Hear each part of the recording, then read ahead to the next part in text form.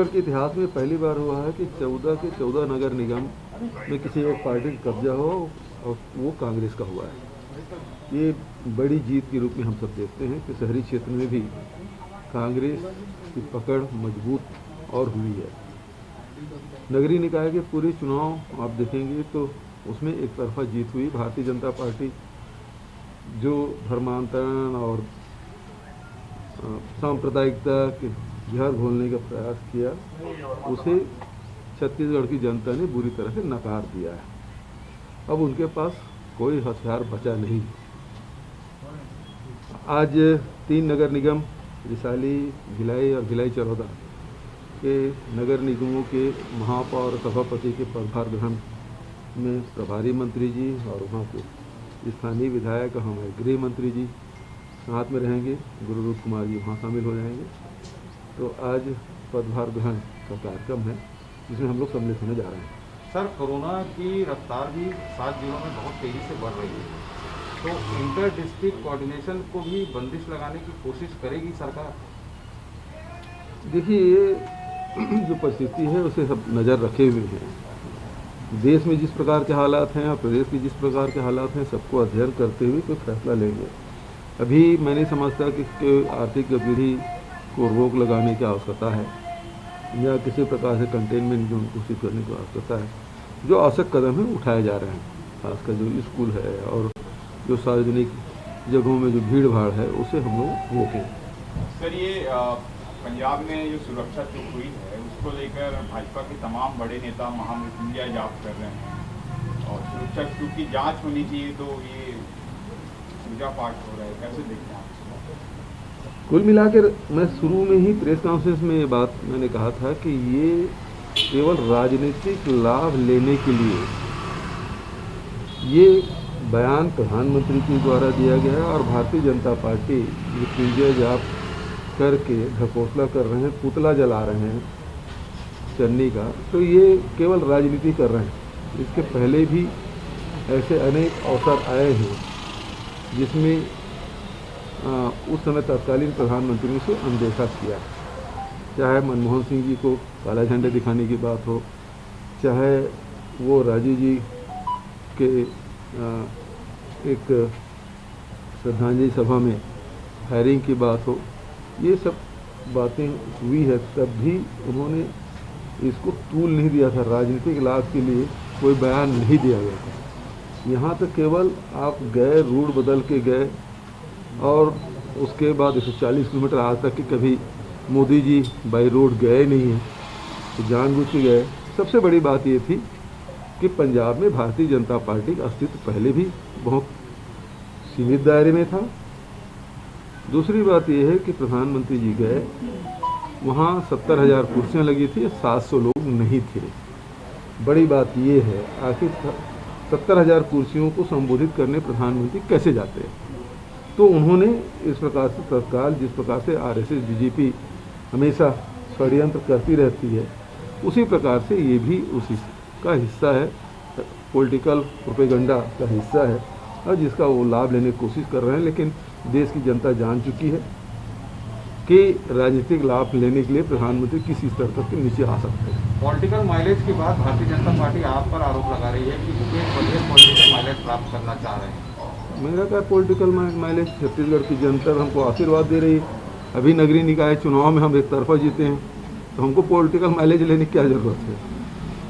क्या माना जाए कि देश में प्रधानमंत्री असुरक्षित मान रहे हैं अपने आप को और उनके हाथ में देश दिया गया, इसे किस रूप में देखेंगे आप?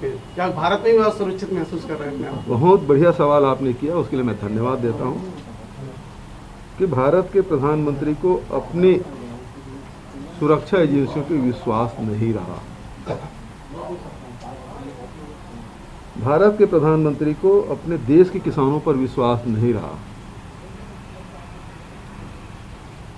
किसान के दिल्ली न आए उसलिए गड्ढे खोदे जाते हैं, कटीले तार बिछाए जाते हैं, कील लगाए जाते हैं। अब जो वही किसान उनसे बात करना चाहते हैं तो बात करने का समय नहीं देते। 1.5 साल हो गया और आज उनको किसानों से खतरा है। प्रधानमंत्री जी, आपको देश की, ये तो देश किसानों का देश है, और किसान से ही आपको खतरा है। तो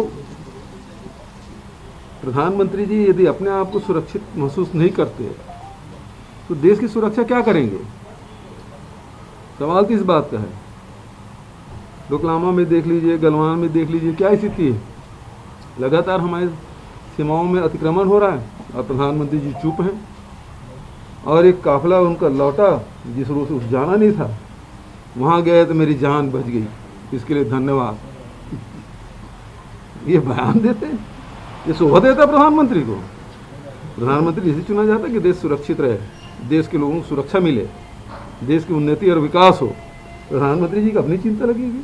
मतलब ये माना जाए कि देश सुरक्षित हाथों में नहीं है। बिल्कुल सुरक्षित हाथों में, सीमाएं असुरक्षित है, किसान आंदोलनरत है, बेरोजगारी दर लगातार बढ़ा है, महंगाई लगातार बढ़ रहा है। वो वीडियो अंबिकापुर से सामने और भुलमार ब्लॉक के अंतर्गत आने वाले 6 ग्राम पंचायतों के सरपंचों ने नक्सलियों की दहशत से अपने पद से इस्तीफा दे दिया है, क्या कहना चाहेंगे इसको? देखिए, ये इस प्रकार की घटना यदि हुई है तो मैं जानकारी ले लेता हूँ किस परिस्थिति में बनी। बल्कि आप देखेंगे कि पहले 15 साल में सुकमा, बीजापुर में पंचायतों के पद खाली रहते थे, दंतेवाड़ा में पद खाली रहते थे। पहली बार है कि सुकमा जैसे जिले में सारे चुनाव हुए और सरपंच कार्यरत हैं। यहाँ किस प्रकार से स्थिति बनी है उसका मैं जानकारी ले। कल प्रहलाद जोशी से आपकी चर्चा हुई है और लेमरू एलिफेंट रिजर्व में आपने कहा है कि नीलामी और ब्लॉक की इसमें ना हो, उत्खनन ना हो। उन्होंने क्या अपनी ओर से, क्योंकि इस मामले को लेकर काफी राजनीति हुई है, उस पर उनका क्या रिएक्शन था इस पर? देखिए, जो वहाँ के लेमरू एलिफेंट कॉरिडोर में हम लोग 39 खदान उसके सीमा में आ गए हैं, सीमा भीतर आ गए हैं, तो वहाँ तो उत्खनन करने का सवाल ही नहीं उठता। इसलिए छत्तीसगढ़ को जो मिला था और दूसरे राज्यों के लाट हुआ था, वो सारे अब उसमें कोई आगे गतिविधि नहीं होगी। और ये पहले भी हमने लेमरू एलिफेंट के जो प्रकाशन किया उसको भारत सरकार को भेज दिया गया है और कल जब बात हुई तब भी उसको जानकारी दी गई। शिमला में अंबिकापुर से एक वीडियो सामने आया, उसमें कुछ हिंदू समुदाय के सैकड़ों लोग हैं, सामूहिक रूप से कसम खा रहे हैं कि वो किसी धर्म विशेष से जो है लेन देन नहीं रखेंगे। तो कुछ दिनों से लगातार जो है सामने आ रही है, उसको नजर रखे हुए हैं। मैं वहाँ जिला प्रशासन भी उसको देख रहे हैं और क्षेत्रीय विधायक भी लगातार उससे संपर्क में। सर, ये नवा रायपुर में किसान प्रदर्शन कर रहे हैं अपनी मांगों को लेकर, उस पे क्या कुछ विचार? उसे अधिकारी लगातार बात कर संपर्क में है।